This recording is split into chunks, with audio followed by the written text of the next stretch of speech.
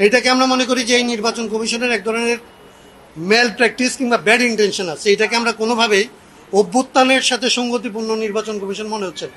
মূল আপত্তির জায়গায় দুইটা।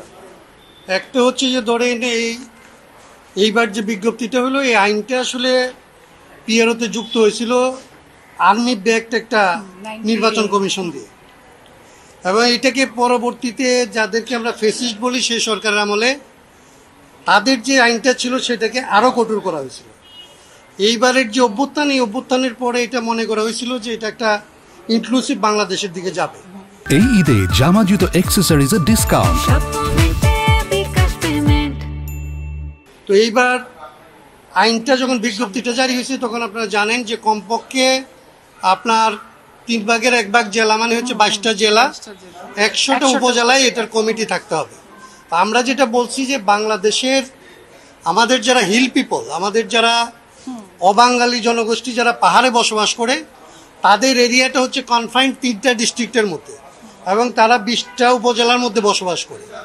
আপনি যখন এদেরকে বলবেন যে আপনাকে আসলে 22টা উপজেলা আর জেলায় আর 100টা উপজেলায় কমিটি করতে হবে, তার মানে হচ্ছে আপনি এদেরকে বাংলাদেশে একদম এক্সক্লুড করে দিচ্ছেন, যে তাদেরকে কোনো রাজনৈতিক অধিকার এই বাংলাদেশেও দিচ্ছেন না।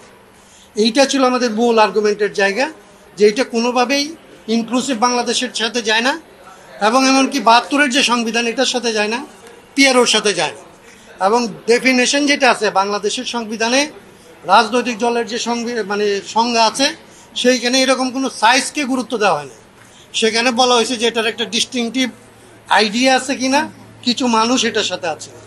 যে সাইজটা করা হয়েছে এটা হচ্ছে আসলে সংবিধানের স্পিরিটের পরিপন্থী। এইটা এর আগে আর্মিরা করছিল, আওয়ামী লীগ করছিল, কিন্তু এই সরকার এটা করতে পারে।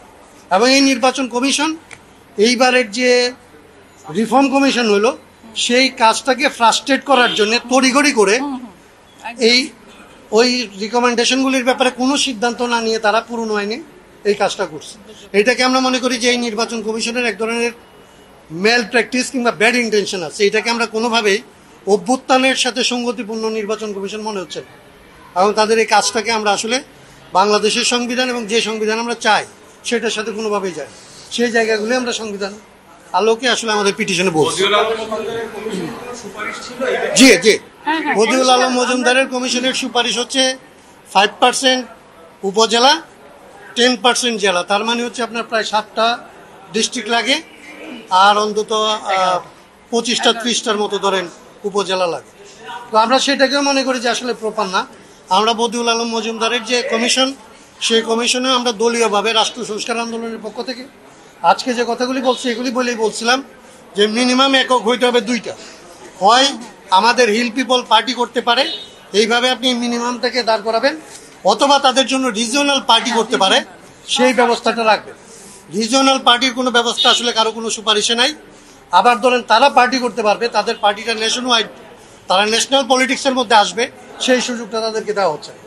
তাহলে তাদেরকে আপনি ন্যাশনাল পলিটিক্সে কোনো সুযোগ না দিয়ে আপনি ইনক্লুসিভ বাংলাদেশের গল্প বলতেছেন, এটা হচ্ছে স্পিরিটের পরিপন্থী। ধন্যবাদ আপনাকে। আমাদের পার্টি যারা পিটিশনার ছিল তাদের জন্য স্টেট দিচ্ছে। আমরা মনে করি বাকি যারা এরকম ফিল করে তারা যদি এখানে পার্টি হইতে আসে তাহলে তারাও স্বাভাবিক, কারণ আমাদেরকে বলছে যে আপনি যেহেতু পিআইএল করতে আসেন নাই, আপনি যেহেতু কেবলমাত্র আপনার পার্টির পিটিশনার নিয়ে আসছেন, সো আমরা আপনার সোফার ইট রিলেটস টু পিটিশনার করে। তার মানে এটা প্রিন্সিপালটা লেট ডাউন করছে যে স্টেপ পাইতে পারে যদি অন্যরা কেউ আসে। ধন্যবাদ।